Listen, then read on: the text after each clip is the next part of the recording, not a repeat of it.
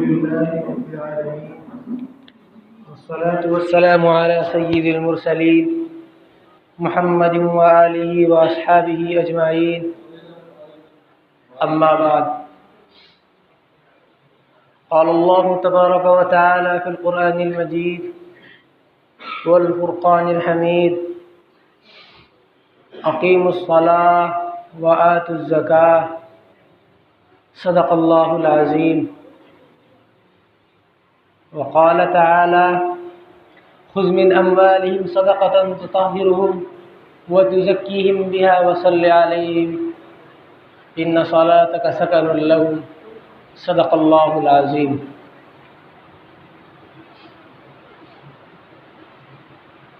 اللہ رب العزت کے لیے تمام تعریفیں ہیں کہ جو ہماری جانوں کے تن تنہا خالق ہیں، جو ہماری مالوں کے اور ہمارے نفوس کے تن تنہا خالق ہیں. اللہ ہی کی ذات کو تعریف سجتی ہے، اللہ ہی کی ذات ہی تعریف کے لائق ہے. اللہ ہی کی ذات ہی ایسی ہے کہ اس کی عبادت کی جائے اور اس کی حمد و ستائش کی جائے. اکیلی ذات اللہ کی ایسی ہے کہ جس کو تعریف سجتی ہے، اور آپ کے بعد اللہ کی ذات کے بعد اگر کوئی ذات عظمت کے قابل ہے، اگر کسی کو اسوہ قرار دیا جا سکتا ہے تو وہ محبوب دو جہاں، فخر کون و مکا، امام الانبیاء، حبیب کبریا، جناب محمد الرسول اللہ صلی اللہ علیہ وسلم کی ذات گرامی ہے کہ وہ ایسی ذات کہ حضرت حسان بن ثابت رضی اللہ تعالی عنہ کہنے پر مجبور ہو جاتے ہیں کہ وَأَحْسَنَ مِنْكَ لَمْ تَرَ قَطُّ عَيْنِي، کہ آپ جیسا حسین، آپ جیسا جمیل میری آنکھ نے نہیں دیکھا. وَأَجْمَلَ مِنْكَ لَمْ تَلِدِ النِّسَاءُ، اور آپ جیسے حسب و نسب والا، آپ جیسی عادت والا، آپ جیسے کردار والا، آپ جیسے اخلاق والا کسی ماں نے نہیں جنا. اور فرمایا کہ آپ کی ذات ایسی ہے گویا کہ آپ نے اللہ کی ذات کو ایسا اپنے سامنے معزز اور مکرم پایا کہ گویا کہ اللہ کی ذات نے خود پوچھ کر کے آپ کا وجود بنایا ہو. اللہ رب العزت قرآن کے اندر فرماتے ہیں اقیم الصلاۃ، نماز کو قائم کیا جائے، وآتوا الزکاۃ، اور زکوٰۃ دی جائے. جسم کی جو عبادات ہیں وہ نماز ہے، اور مال کی جو عبادت ہے وہ زکوٰۃ ہے. اللہ رب العزت نے دونوں صیغے ذکر کیے ہیں. مردوں کو حکم ہے اقیم الصلاۃ وآتوا الزکاۃ، کہ آپ نماز بھی قائم کرو اور زکوٰۃ بھی دو. عورتوں کو بھی یہی حکم ہے اقیمنا الصلاۃ وآتینا الزکاۃ، کہ آپ بھی زکوٰۃ دیں گی اور آپ کو بھی نماز کی پابند ہونا پڑے گا. زکوٰۃ کے معنی لغوی ہے پاک کرنا، صاف کرنا، دھو دینا.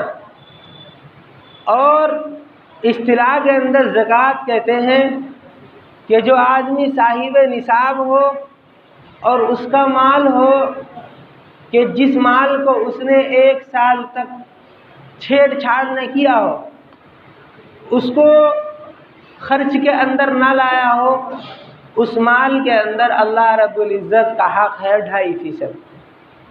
حضرت موسیٰ علیہ السلام کی امت بنی اسرائیل، اللہ تعالیٰ نے ان کے اوپر بھی زکوٰۃ فرض کی تھی. زکوٰۃ دینے کا حکم ان لوگوں کو بھی تھا.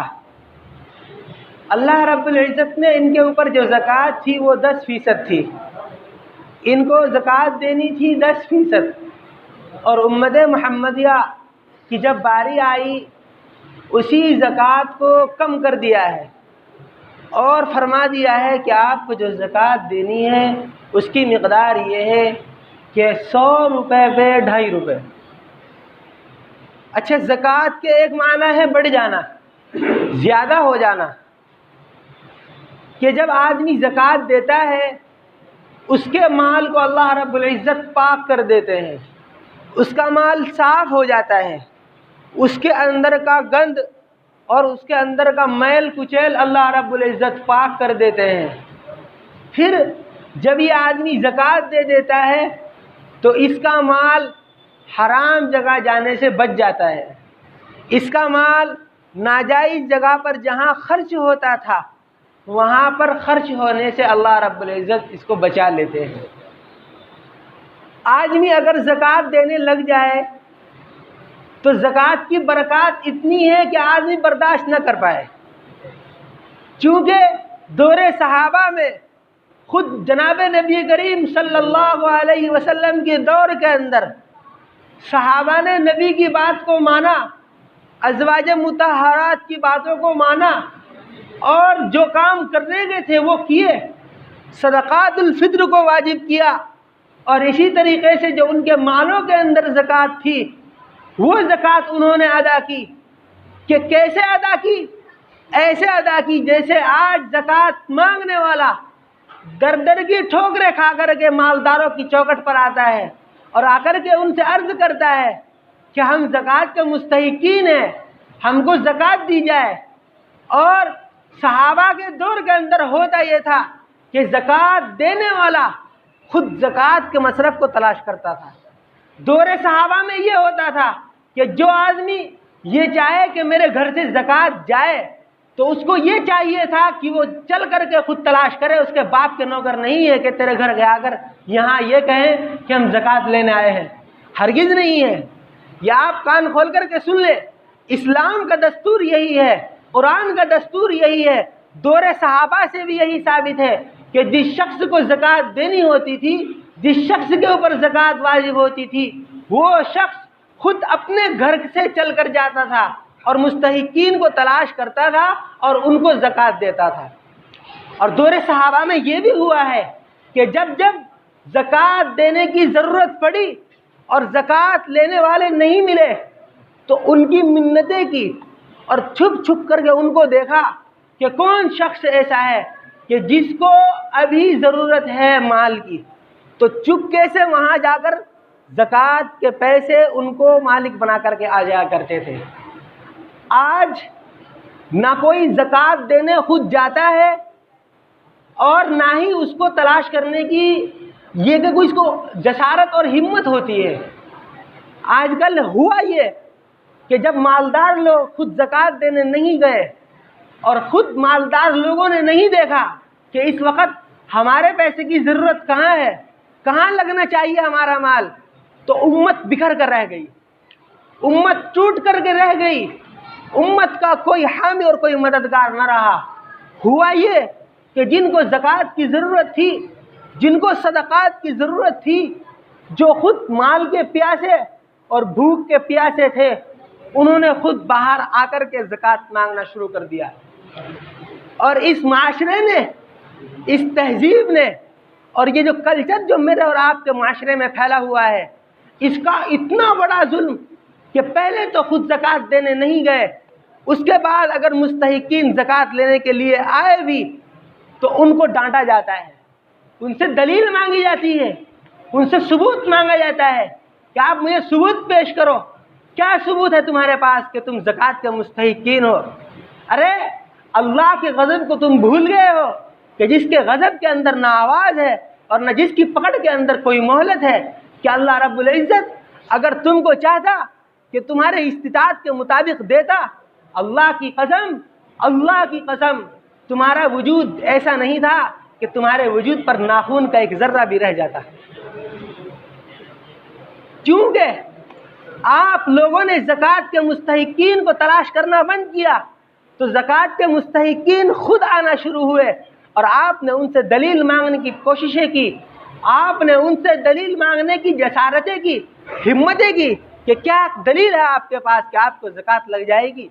ٹھیک ہے، اچھی بات ہے، دلیل مانگنی بھی چاہیے، لیکن دلیل مانگنے کا طریقہ اور ہوتا ہے، دلیل کرنے کا طریقہ اور ہوتا ہے۔ ہمارے یہاں دلیل مانگنے کے لیے وہ جو آدمی مالدار جو دلیل مانگتا ہے وہ دلیل اس لیے نہیں مانگتا کہ میں پہلے مطمئن ہو جاؤں بعد میں زکوٰۃ دوں گا۔ ہمارے یہاں دلیل اس لیے مانگی جاتی ہے کہ سامنے والے کو ذلت کے گڑھے میں ڈال دیا جائے۔ ہمارے یہاں دلیل اس لیے مانگی جاتی ہے کہ ہم سامنے والے کو کمتر اور حقیر جانیں۔ یاد رکھو مسلمانوں، یہ حق اللہ نے کسی کو نہیں دیا ہے۔ اللہ کا کھلا اعلان ہے، لا یسخر قوم من قوم عسى ان يكونوا خيرا منهم، کہ کسی انسان کو یہ رائٹ نہیں ہے، کسی انسان کو یہ حق نہیں ہے کہ وہ کسی کو حقیر جانے، کسی کو ذلیل جانے، کسی کو چھوٹا سمجھے۔ اگر آپ کے پاس اللہ نے طاقت دی ہے، آپ کو اللہ نے مال سے نوازا ہے، آپ کو اللہ نے طاقت دی ہے، تو آپ زکوٰۃ کے مستحقین کو دیکھیں، تلاش کریں اور کوشش یہ کریں کہ خود جا کر کے زکوٰۃ دیں۔ اور جب یہ سب کچھ نہیں ہوتا، جب زکوٰۃ نہیں دیتے اور جب خود تلاش نہیں کرتے، پھر وہ غربا اور وہ مساکین اور وہ لوگ کہ جن کو نانے شبینہ کے لیے 3 دن کا فاقہ کرنا پڑتا ہو، اور وہ لوگ کہ جو روٹی کے لیے ترستے ہوں، وہ خود ان کے پاس آتے ہیں اور یہ آ کر کے دلیل مانگتا ہے۔ ارے اللہ کے غضب سے ڈرو، اللہ کے غضب سے ڈرو کہ اگر اللہ رب العزت تجھے تیری اوقات دیکھ کر کے دیتے، اگر اللہ رب العزت تیرے اعمال کے مطابق تجھے دیتے کہ اس کی نمازیں درست بھی ہیں یا نہیں بھی ہیں، یہ دھوکے باز تو نہیں ہے، یہ زانی تو نہیں ہے، یہ شرابی تو نہیں ہے، اس کی آنکھ کے اندر خیانت تو نہیں ہے۔ معزز سامعین، میرے اور آپ کے بدن پر، میرے اور آپ کے تن پر یہ لباس نہ رہتا، یہ آنکھ نہ رہتی، یہ زبان نہ رہتی کہ جس کی وجہ سے ہم لوگوں کی عزتیں اچھالتے ہیں، لوگوں کو ذلت کے گڑھے میں اتار دیتے ہیں۔ بہرحال میں بتانا یہ چاہتا ہوں کہ آج کل یہ ماحول چلا ہوا ہے، چونکہ آج مالدار لوگ خود زکوٰۃ دینے کے لیے نہیں جاتے، جو غریب آتے ہیں ان کو بھی ذلیل کیا جاتا ہے، ان کی بھی حقارت کی جاتی ہے۔ یاد رکھو یہ ایسا بڑا جرم ہے۔ اللہ نے فرمایا وَمَن لَّمْ يَتُبْ، اگر ان لوگوں نے توبہ نہیں کی، اگر ان لوگوں نے ان لوگوں کو نہیں منایا جن کی انہوں نے عزت پامال کر دی اور جس کی انہوں نے عزت زمین کے اندر رون دی، فَأُولَٰئِكَ هُمُ الظَّالِمُونَ، یہی وہ لوگ ہیں جو ظالموں کی صف میں کھڑے ہوں گے۔ وہاں قارون بھی کھڑا ہوگا اور وہاں یہ نمازی بھی ہوں گے، وہاں شداد بھی کھڑا ہوگا اور وہاں حامان بھی ہوگا، اور وہاں یہ لوگ بھی ہوں گے جو اپنے آپ کو حاجی کہلاتے ہیں، جو اپنے آپ کو نمازی کہلاتے ہیں، کسی کو نشانہ نہیں بناتا۔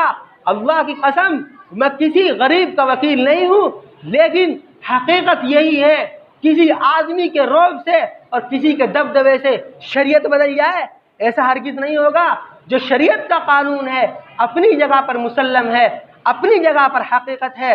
میری گزارش یہی رہے گی کہ جن لوگوں پر زکوٰۃ واجب ہے وہ اپنی زکوٰۃ کا حساب لگائیں، جن لوگوں پر مال ہے وہ اپنے مال کا حساب لگائیں، اور ان مالداروں کو چاہیے کہ وہ دیکھ کر کے مستحقین کو دیکھیں اور تلاش کریں کہاں ہے مصرف، کہاں ہے خرچ کرنے کی جگہ، وہاں غریبوں کو جا کر کے مال کا مالک بنائیں، تب جا کر کے اللہ اور اس کے رسول کے وعید سے یہ بچ سکیں گے۔ ورنہ یاد رکھو وَيْلٌ لِّكُلِّ هُمَزَةٍ لُّمَزَةٍ الَّذِي جَمَعَ مَالًا وَعَدَّدَهُ، کہ خرابی ہے، بربادی ہے اس شخص کے لیے جو اپنے مال کو جمع کر کے رکھتا رہا، يَحْسَبُ أَنَّ مَالَهُ أَخْلَدَهُ، یہ سوچتا ہے کہ میرا مال مجھے ہمیشہ رکھے گا۔ ہرگز ایسا نہیں ہوگا۔ شیطان نے ہم لوگوں کو جو پٹی پڑھائی ہے اس پٹی کے اندر ایک پٹی یہ بھی ہے کہ ہمارا مال ہماری جان بچائے گا۔ ہرگز ایسا نہیں ہوگا۔ اللہ کی قسم آپ سے دشمنی نہیں ہے، آپ سے مال کسوٹنا یہ میرا مقصد نہیں ہے، آپ کی جیبیں خالی کروانا یہ میرا کام نہیں ہے۔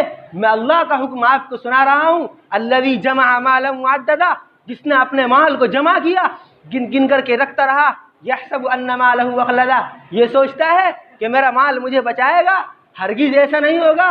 کلا لینبذن فی الحطمہ، یہ آگ کے اندر ڈالا جائے گا، یہ آگ کے اندر ڈالا جائے گا۔ اور کیسی آگ ہوگی؟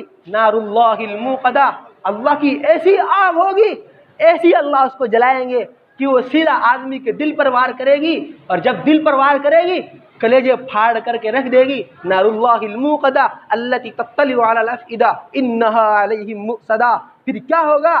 اس آدمی کو بڑے بڑے لمبے لمبے آگ کے ستون ہوں گے، ان کے اندر آگ جلائی جائے گی، ان کے اندر آگ دہکائی جائے گی۔ اس بخیل کو، اس شعیع کو، اس کنجوس کو جو زکوٰۃ نہ دیتا ہو، اللہ کی ریا پر خرچ نہ کرتا ہو، اس کے اندر ڈالا جائے گا، اور پھر کہا جائے گا یہاں انتظار کرتا رہے، تو سوچ رہا تھا کہ تیرا مال تجھے بچائے گا، تیرا مال تجھے آج بچانے کے لیے نہیں آئے گا۔ معزز سامعین، زکوٰۃ ایک ایسا اللہ نے ہمیں حکم دیا ہے کہ اگر ہم اس کو ادا کرتے ہیں زکوٰۃ کی زکوٰۃ ادا ہو جاتی ہے. جس شخص کے پاس زکوٰۃ جاتی ہے اس کے دل کے اندر ہماری محبت بڑھ جاتی ہے. زکوٰۃ ایک ایسا حکم ہے اللہ کا کہ جس طریقے سے بدن کی اہم العبادات نماز ہے، ٹھیک اسی طریقے سے مال کی اور دولت کی اہم العبادات زکوٰۃ ہے.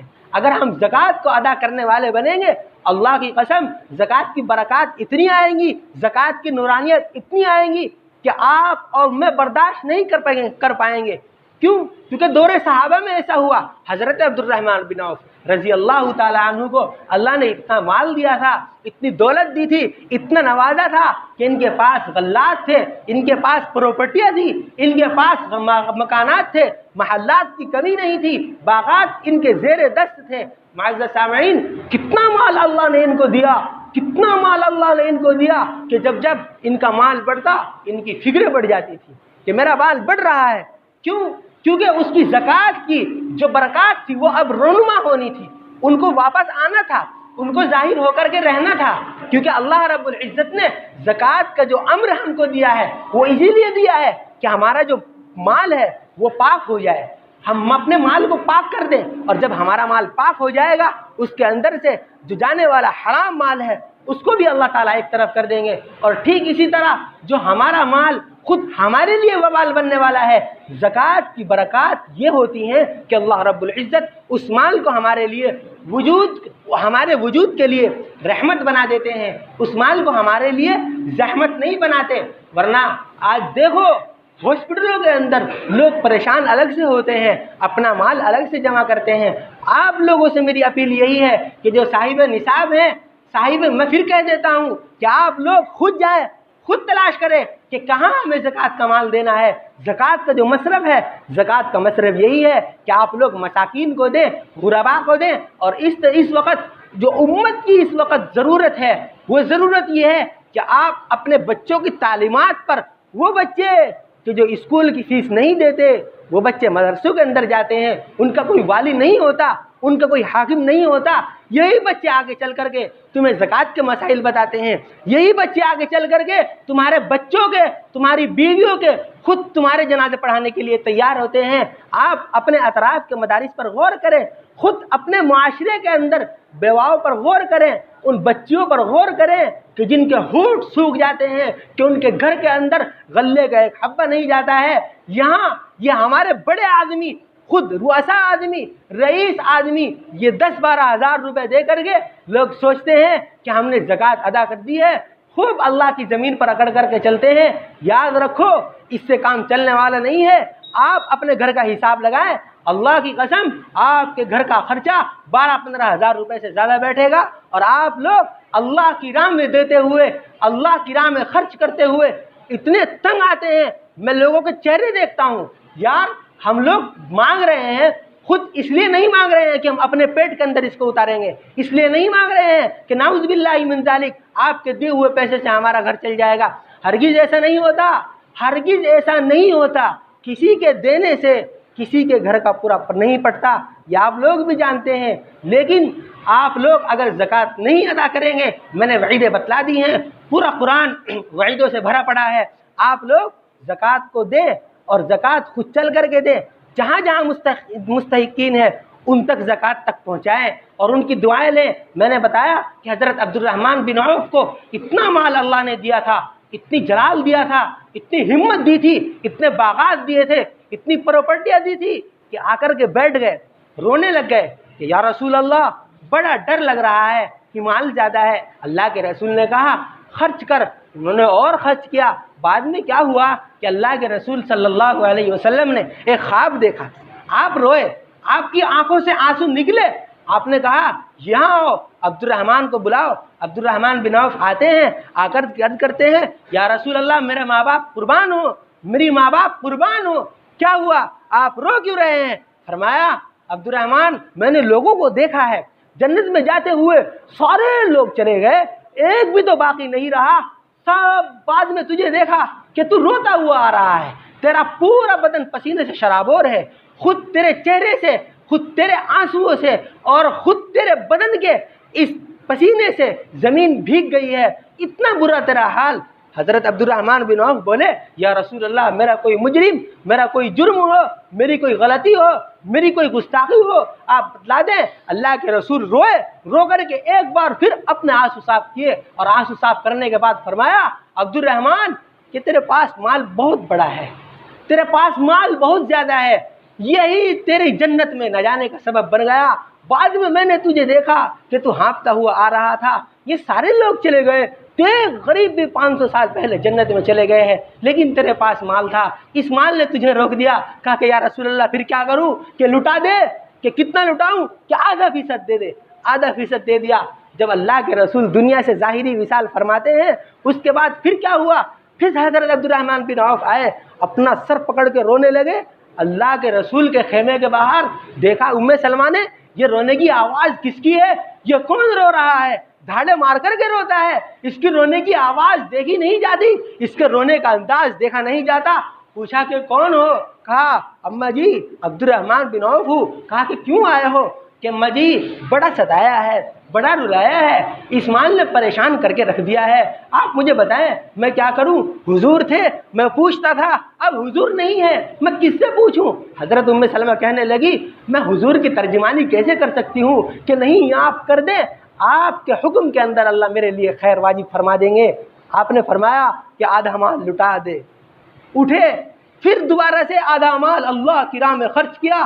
اللہ کی راہ میں خرچ کرنے کے بعد آئے، آ کر کے کہا اماں جی میری جان بچ جائے گی، اماں جی میں بچ جاؤں گا، میں جنت میں تو چلا جاؤں گا، کہیں ایسا نہ ہو کہ وہ 300 روپے کمانے والا مزدور بھی جنت کے اندر مزے لے رہا ہو، اور میں یہاں بیٹھ کر کے جنت کا ویٹ کر رہا ہوں کہ کب میرا حکم آئے، کہ کب میرا حکم آئے، اماں جی میری جان تو بچ جائے گی۔